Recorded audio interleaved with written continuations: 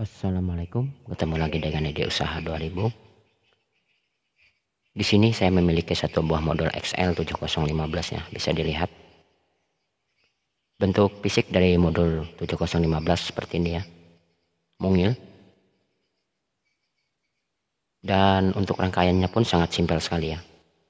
Di sini bisa dilihat untuk komponen yang digunakan, sudah pasti ya, satu buah IC XL7015 ya.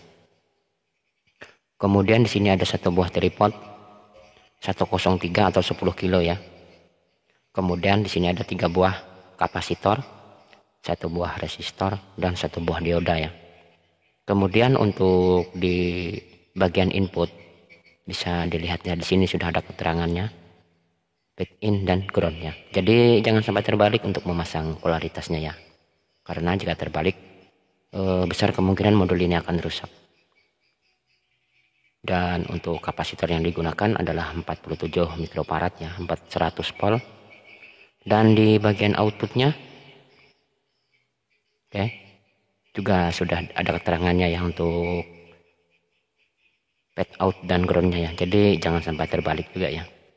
Nah di sini ada satu buah kapasitor ya, 100 mikrofarad 50 volt ya pada bagian outputnya. Nah secara bentuk fisik mungkin itu saja ya.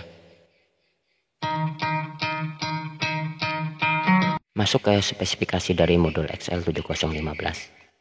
Modul ini bisa menerima rentang input yang tinggi dari 5 hingga 80 volt DC dan dapat diturunkan ke 5 hingga 20 volt DC.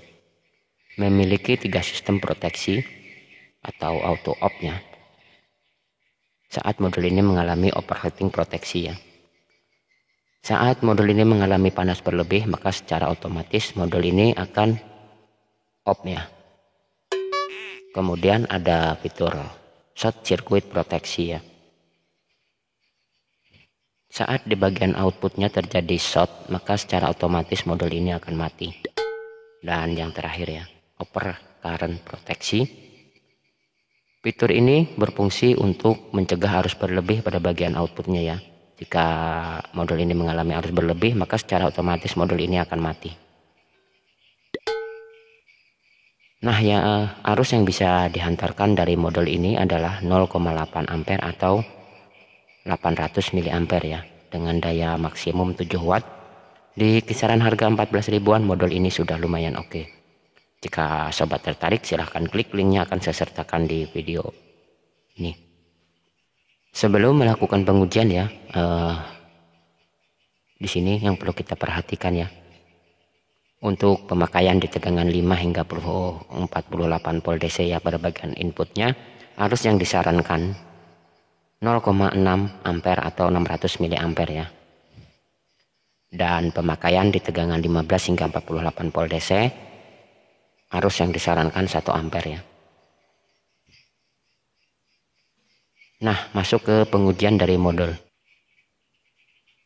Nah, karena saya tidak memiliki power supply berukuran lebih besar, di sini saya akan menggunakan satu buah power supply ya.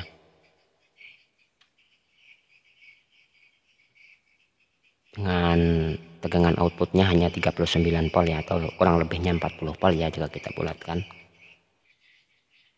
Nah, umumnya ya saat melakukan pengujian pada sebuah modul ya, tegangan yang harus kita berikan ya. Kita berikan tegangan terkecil terlebih dahulu.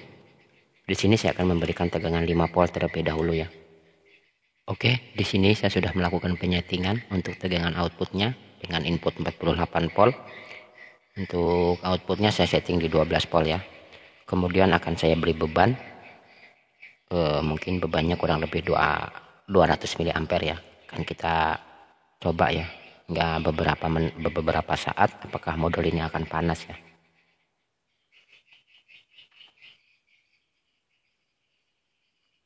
Nah, dari tegangan input 48 volt 1 ampere ya. 40 volt 1 ampere maksud saya. Kita turunkan ke 12 volt ya. Di sini bisa dilihat ya, saya memberi beban 124 mA ya untuk bebannya. Oke, akan saya naikkan bebannya ya. Akan saya tambah lagi.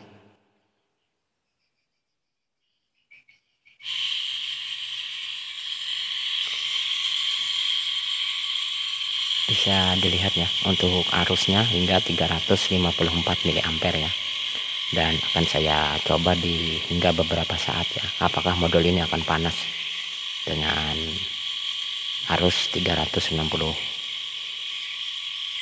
mA ya yang terpakai.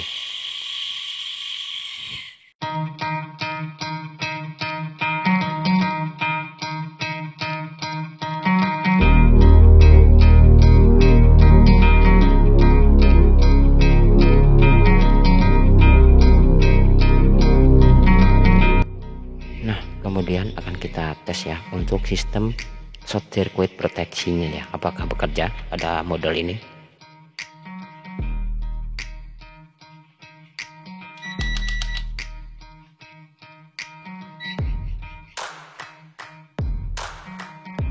Oke, masih di tegangan 12 volt ya kurang lebih. Akan saya shortkan ya. Bisa dilihat dan hidup kembali ya. Ternyata untuk sirkuit proteksinya bekerja ya sob. Nah, untuk kekurangan dan kelebihan dari modul ini ya.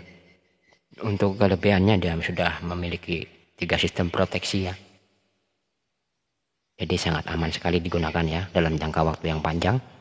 Nah, untuk kekurangan dari modul ini saya tidak bisa berkomentar ya. Silahkan kalian tulis di kolom komentar ya. Apa kekurangan dari modul ini? Nah, saya Afrian dari Ide Usaha 2000. Jika ada salah-salah kata saya mohon maaf ya. Ketemu lagi di video berikutnya. Assalamualaikum warahmatullahi wabarakatuh.